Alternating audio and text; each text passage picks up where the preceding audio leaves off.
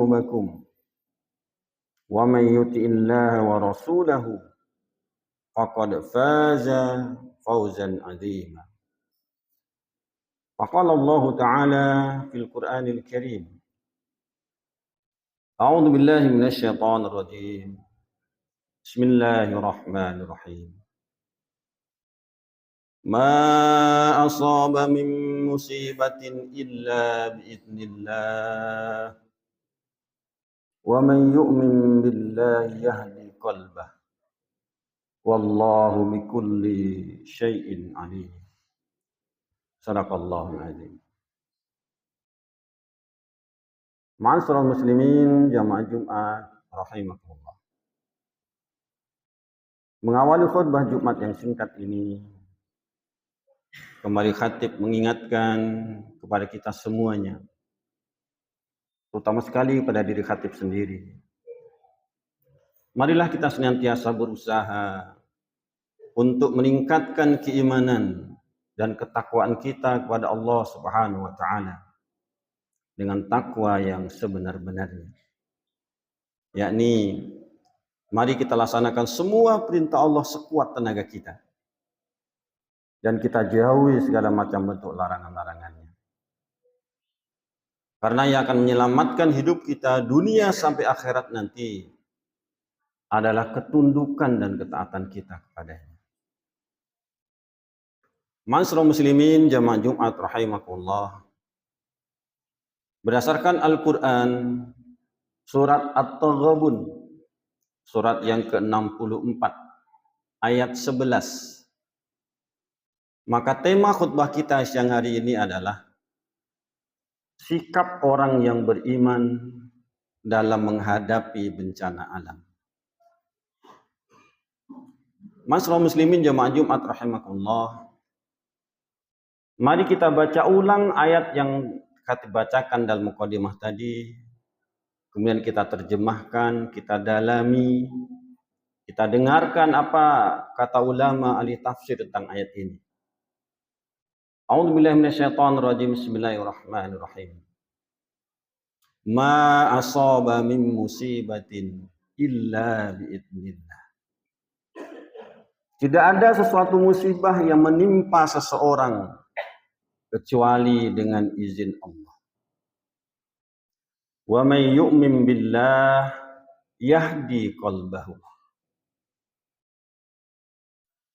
Dan barang siapa yang beriman kepada Allah, niscaya Allah akan memberi petunjuk ke dalam hatinya. Wallahu bikulli syai'in alim. Dan Allah Maha mengetahui segala sesuatu. Allah marhamna bil Quran. Semoga semua kita dirahmati berkah dari Al-Quran ini. Ma'asyiral muslimin jamaah Jumat rahimakumullah. Mari kita dengarkan, kita bacakan bagaimana penjelasan para ahli mufassir, para ahli tafsir dalam ayat ini. Yang pertama, tafsir Al-Muyassar, Kementerian Agama Arab Saudi. Beliau menyampaikan, seseorang tidaklah ditimpa sesuatu yang tidak diinginkannya kecuali dengan izin Allah, ketetapan dan takdirnya. Barang siapa yang beriman kepada Allah, niscaya Allah akan membimbing hatinya untuk menerima perintahnya dan rela kepada keputusannya.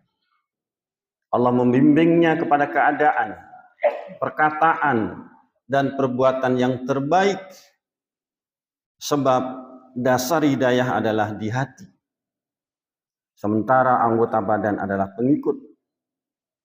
Allah Maha mengetahui segala sesuatu, tidak ada sedikit pun yang samar baginya.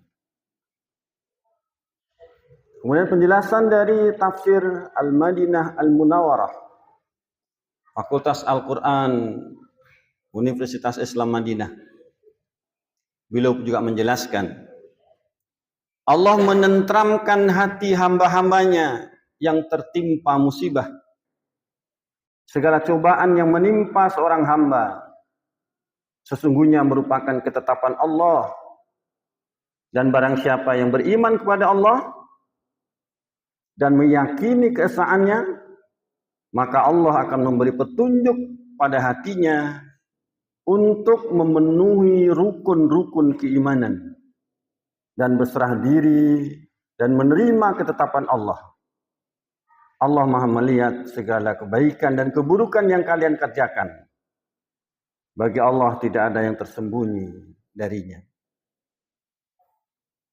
Kemudian tafsir yang sering kita dengar, kita baca yang ketiga adalah tafsir Ibnu Katsir.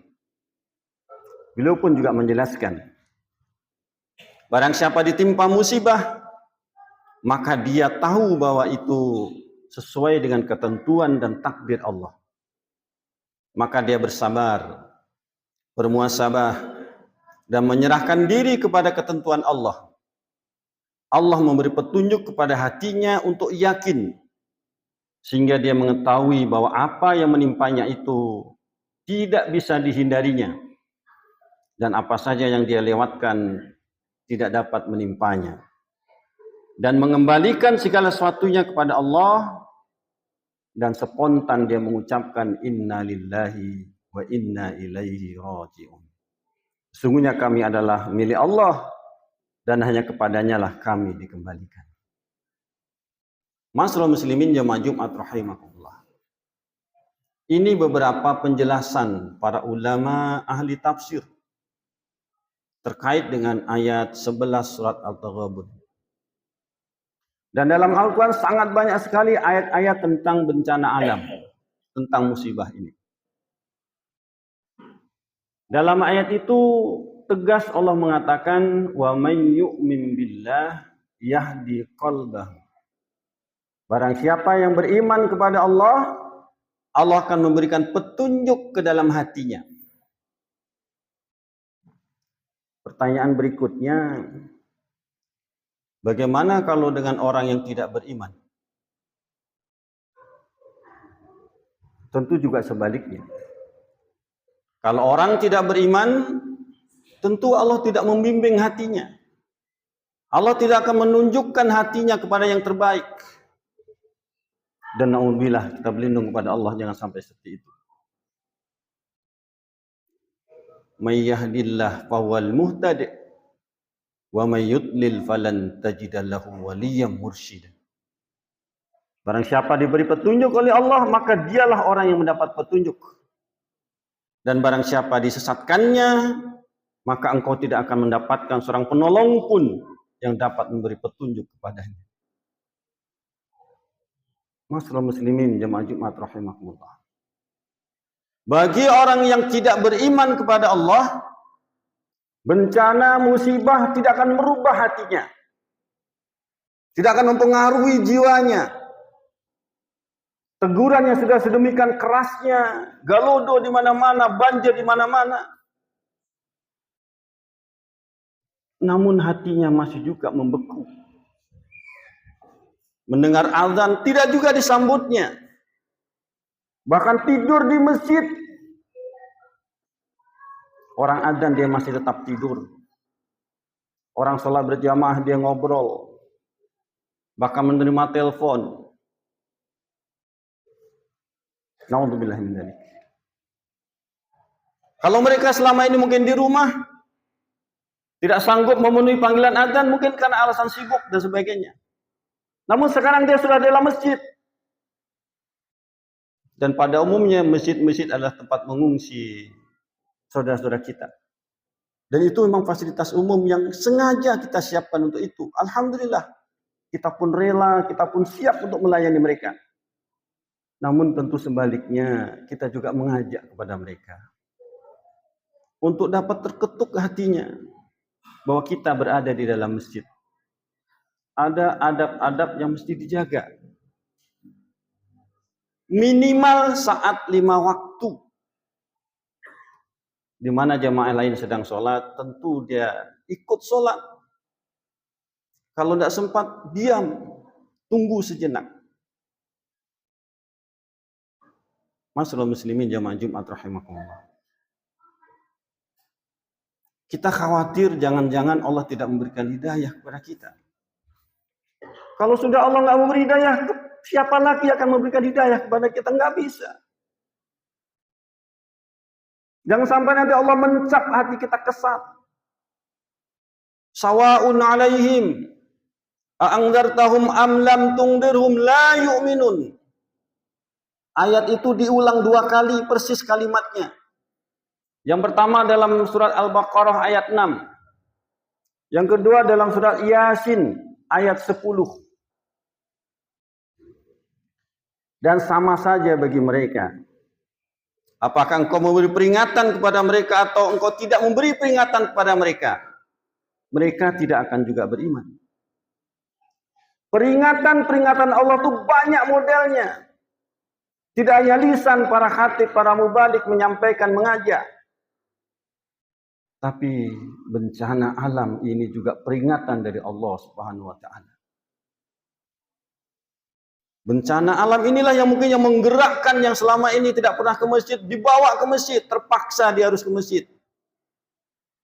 Tentu tujuannya supaya mereka beribadah. Masyaallah muslimin jamaah Jumat rahimakumullah. Kembali kepada kita, ya Allah telah berikan hidayah keimanan dalam hati kita. Apa sikap yang mesti kita ambil sebagai orang yang beriman? Sebagaimana yang dijelaskan oleh para ulama tafsir tadi, kita simpulkan. Paling tidak ada 3 sikap kita sebagai orang yang beriman dalam menghadapi bencana alam ini. Yang pertama, husnudzon billah. Berprasangka baik kepada Allah dan berprasangka baik kepada sesama kita. Yang kedua, ikhlas dan ridho atas ketetapan Allah ini. Dan yang ketiga, jadikanlah bencana alam ini sebagai sarana tazkiyatun nafsi dan muhasabah diri.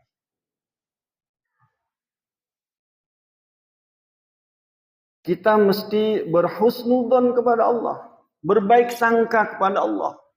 Sungguh sangat banyak nikmat-nikmat Allah kepada kita. Kasih sayang Allah itu jauh lebih luas daripada kemurkaannya. Dan juga dengan sesama kita, kita mesti berhusnudzon. Kalau kita berburuk sangka, maka itu akan menimbulkan bencana sosial baru. Berburuk sangka antara pimpinan dengan rakyatnya. Berburuk sangka dengan relawan dengan masyarakatnya.